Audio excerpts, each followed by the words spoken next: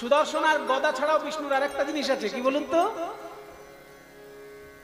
চক্রটাই তো সুদর্শন, চক্রটাকে সুদর্শন বলা হয়। না, শঙ্খ তো মারার জিনিস নয়, শঙ্খটা তো বাজানোর জিনিস।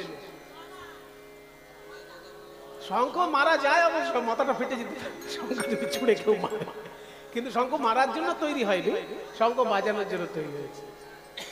যা যা আমাদের জানা নেই এগুলো আমরা প্রসঙ্গক্রমে জেনে যাচ্ছি, আমরা কিন্তু এদিক ওদিক যাচ্ছি না। বিষ্ণুর হাতে রয়েছে সুদর্শন চক্র, আরেকটি হাতে রয়েছে